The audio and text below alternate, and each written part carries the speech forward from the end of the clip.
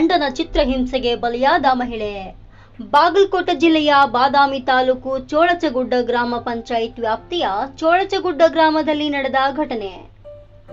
ಪ್ರವೀಣ್ ಗಂಗಾಲ್ ಈತನ ಮೃತ ಪತ್ನಿ ಎಂದು ತಿಳಿದು ಬಂದಿದೆ.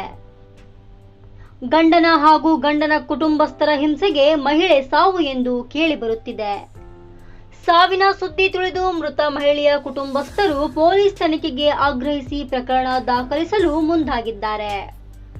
ಘಟನೆ ವಿಷಯ ತಿಳಿದು ಸ್ಥಳಕ್ಕೆ ಬಾದಾಮಿ ಸಿಪಿಐ ಕರಿಯಪ್ಪ ಬನ್ನಿ, ಪಿಎಸ್ಐ ವಿಠಲ್ ನಾಯಕ್ ಹಾಗೂ ಸಿಬ್ಬಂದಿಗಳು ಆಗಮಿಸಿ ತನಿಖೆ ನಡೆಸಿದ್ದಾರೆ. ತದನಂತರ ಹನಗುಂದ ಡಿವೈಎಸ್ಪಿ ವಿಶ್ವನಾಥ್ ಕುಲಕರ್ಣಿರವರು ಕೂಡ ಆಗಮಿಸಿ ತಮ್ಮ ವಿಚಾರಣೆ ಹಾಗೂ ತನಿಖೆ ನಡೆಸಿದ್ದಾರೆ. ನಂತರ ಬಾದಾಮಿ ತಾಲೂಕು ಆಸ್ಪತ್ರೆಗೆ ಮೃತದೇಹ ಶವ ಪರೀಕ್ಷೆಗೆ ಆಂಬ್ಯುಲೆನ್ಸ್ ಮೂಲಕ ತೆಗೆದುಕೊಂಡು ಹೋಗಿದ್ದಾರೆ. ನಂತರ ಘಟನೆ ಕುರಿತು ಮೃತ ಮಹಿಳೆಯ ಕುಟುಂಬಸ್ಥರು ಮಾಧ್ಯಮದ ಮೂಲಕ ತಿಳಿಸಿದ್ದಾರೆ.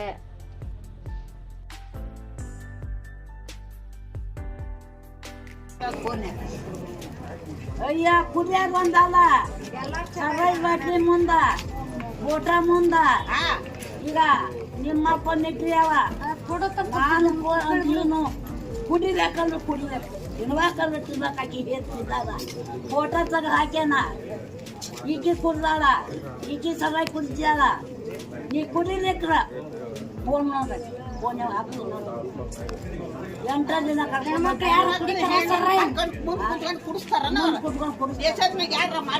ಕುಡಿದಿಲ್ಲ ಅಂದ್ರ ಮೈ ಹೊಡ್ಕದ ಹಾಕ್ಬಿಡ.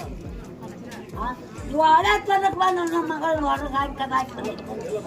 ನಮ್ಮ ಮೊಮ್ಮಗಳು ಹೇಳಿದ್ರು, ಬಂದು ಹೇಳಿದ್ರು ಗುಡಿ ಕೆಲಸನ ಹೊರಗೆ ನಮಗಿಲ್ಲ. ಅವಾಗ ಗೊತ್ತಾಗ್ತಿದೆ.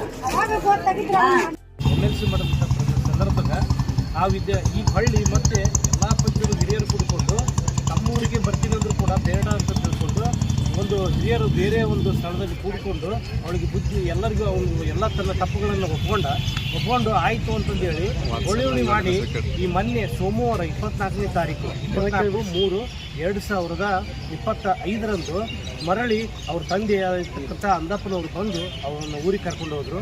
ಊರಿಗೆ ಕರ್ಕೊಂಡೋಗಿ ಸೋಮವಾರ ಸಾಯಂಕಾಲ ಕರೆದುಕೊಂಡು ಹೋಗಿ ಮಂಗಳವಾರ ಈ ರೀತಿಯಾಗಿ ಬೆಳೆಸಿದ್ದಾರೆ. ನಮ್ಮ ಸೊಸೆಯನ್ನು ಏನು ಮಾಡಿದ್ದಾರೆ ಅಂತ ಮಾನಸಿಕವಾಗಿ ಹಲ್ಲೆ ಮಾಡಿ ಅವಳಿಗೆ ನೇಣು ಹಾಕಿಕೊಂಡಳಂತಂದು ದ್ವೇಷ ಸುಳ್ಳು ಇದನ್ನು ಹೇಳಿ ಆ ಒಂದು ನಾವು ಆ ಶವವನ್ನು ನೋಡಲಾಗಿ ಬಡಿದು ಮತ್ತು ಅವಳಿಗೆ ಚಿತ್ರಹಿಂಸೆ ಕೊಟ್ಟು ಇವತ್ತು ಏನು ಮಾಡಿದ್ದಾರೆ ಅಂದರೆ ಅವಳನ್ನು ಏನು ಮಾಡಿದ್ದಾರೆ ಕೊಲೆ ಮಾಡಿದ್ದಾರೆ. ಸೊ ಈ ಒಂದು ಕೊಲೆಯನ್ನು ತಾವು ಮೀಡಿಯಾ ವತಿಯಿಂದ ಏನಂದ್ರೆ ಅವಳಿಗೆ ನ್ಯಾಯ. ಸರ್ ವಾತ್ಸಲ್ಯರ ಯಜಮಾನ್ರ ಹೆಸರೇನು? ವಾತ್ಸಲ್ಯರ ಅವನ ಹೆಸರು ಪ್ರವೀಣ್ ಅಂದಪ್ಪ ಗಂಗಲ್, ಊರು ಚೊಳಚಗುಡ್ಡ, ಬಾದಾಮಿ ತಾಲೂಕು.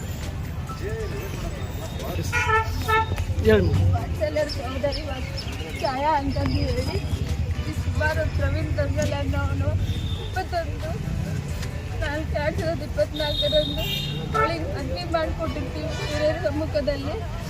ಇನ್ನು ಕಳೆದ 1 ವರ್ಷ ಸಹಿತ ಆಗಿಲ್ಲ.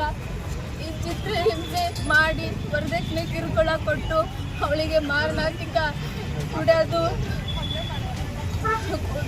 ಬಡಿಯೋದು, ಅಟ್ಗಾಡೆ ಹಾಕೋದು, ಸಿಗರೆಟ್ ತೊಗೊಂಡು ಸುಡೋದು ಎಲ್ಲ ಮಾಡಿ ಅವಳು ನಮ್ಮ ಮುಂದೆ ಹೇಳಲಾಗಿ ನಮ್ಮ ಮಮ್ಮಿಗೆ ಎಲ್ಲರಿಗೂ ತೋರಿಸಿ ನಾವು MLC ಮಾಡಿಸಿದ್ವಿ. ಆದರೂ ಅವಳು ಹಿರಿಯರ ಸಮ್ಮುಖದಲ್ಲಿ ಅವ್ರು ತೊಳೆಸ್ಕೊಂಡು ಹೋಗ್ತೀವಿ ಅಂತಂದ್ರು.